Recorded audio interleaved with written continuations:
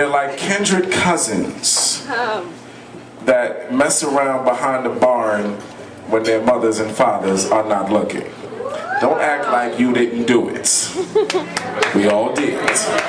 At the family reunion, we all know we all got that cousin that we say to ourselves, if you wasn't my cousin, I swear to God, I would toss yours. But you're my cousin. And then you start asking your aunts and uncles, like, is she like 1 time, 3 times, 4 times? How many times? Like, are we blood related, or did she marry into the family? I've done it.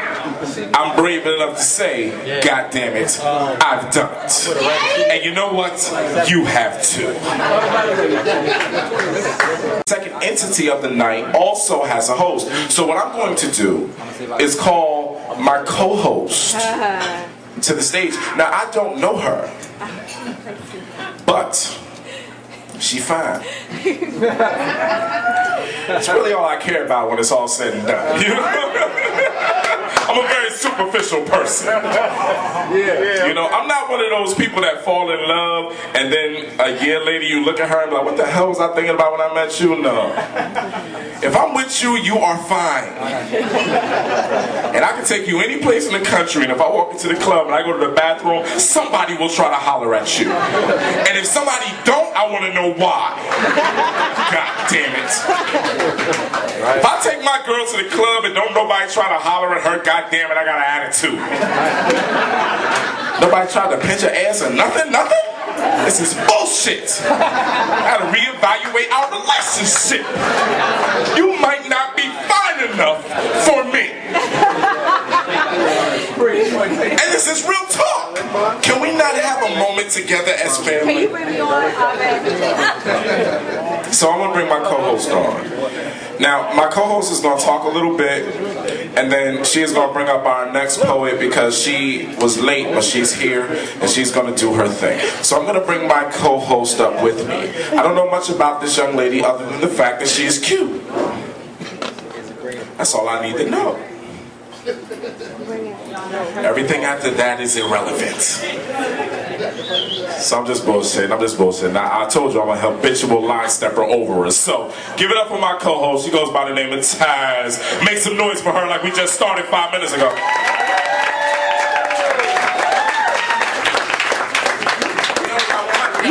You play too much. Don't be putting me on the spot like that. Don't be putting me on the spot like that. Anyway, what's going on, everybody? How y'all doing tonight? Alright, so Jeremy definitely tore the stage down as usual. Give it up for Jeremy one more time, y'all. And tonight it's a full night. It's a very interesting night. Thank you all for coming out for Renaissance Wednesdays and the open mic thing that you guys. Yeah, the open mic thing. Y'all got for me. Okay, so thank you guys for coming out, and we're gonna keep it moving, and of course we have the poetress that's in the. I want to take 4.5 minutes. Is that all right? That's all right. 4.5 minutes. Because the band got to set up anyway, so they can set up behind me. Y'all ready? Can you turn my mic down because it's loud as hell? When you want. Number one. Before we even get started, give a round of applause for all the poets, the musicians, the singers.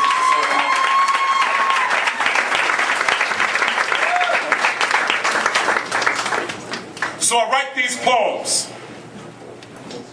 No excuses. No muse.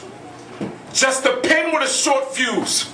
Now I keep writing till God steps into the room. I might be arrogant, but I ain't dumb. I know from whence the poems come. These words are the burning bush. Don't be shy, come closer, take a look. Let that fire warm your hands. You begin to understand that God is not some gray-haired old white man. God is not the Big Bang, but God is also not 7 days. Especially when the Bible clearly states that the God, a day is like 10,000 years, 10,000 years like a day. Which means the earth could have possibly taken over 70,000 years to landscape. Now I know that's opposite from what your preacher states, but he gets to interpret the Bible however he wants to. Spoken word does not afford me that luxury. I have to give it to you the same way God gave it to me. And you don't have to believe it to receive it. We just planting seeds like semen, so they manifest themselves into a fetus, and we all give birth to new thought through the thesis. Spoken word is the vehicle that we use to take you through the minds and the souls of black folk. But you better buckle up, cause ain't no telling how rough the road gets when the poet truly spits from his heart. And ain't no telling how deep the water gets when you dive head first with the poet's thoughts. Might find yourself actually thinking outside of the box. Might find yourself actually questioning the powers that be, especially when the powers that be never truly empowered we. Just treat their people like sheep. Just keep feeding them bullshit and eventually get them all one single file over the cliff. Just keep telling them that the levees are strong enough for long enough, and eventually you'll be able to steal the land directly from under them. But don't mind the poet is just vain.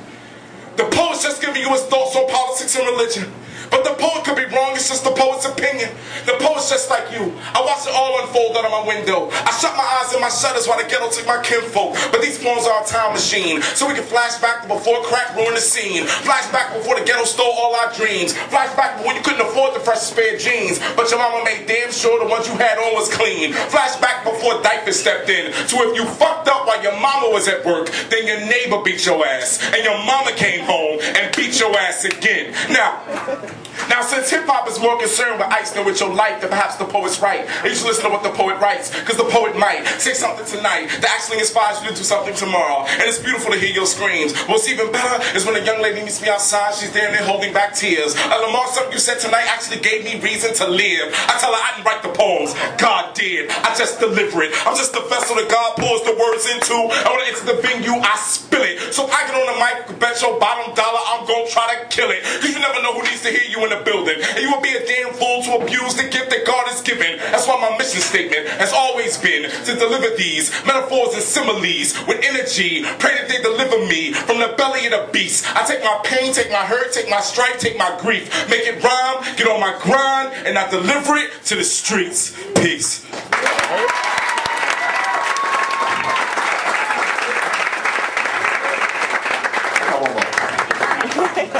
She's coming back. She just want to get me off the stage so bad. It's like we already married. I don't even know her like that.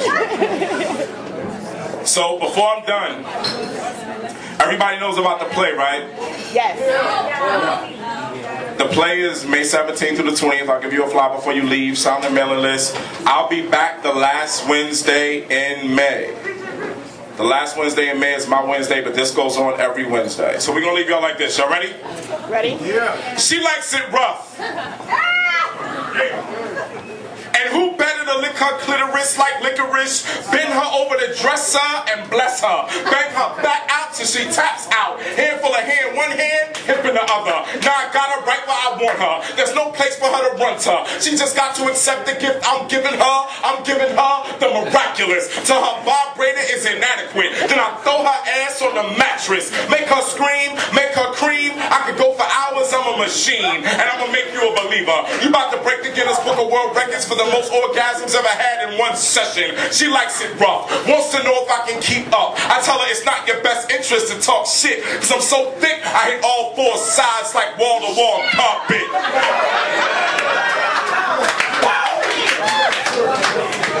Plus the movements are so slick, so crisp, so sweet that as God is my witness, you ain't gonna walk straight for 2 weeks. Phone rings.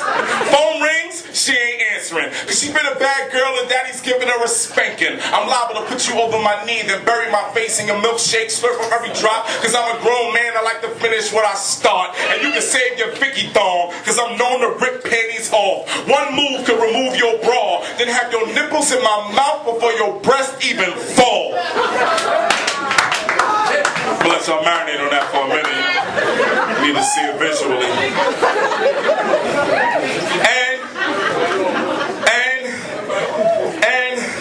And if y'all want to hear the rest of that poem, you can buy my CD. It looks like this. Get the CD. It's only $10. My time.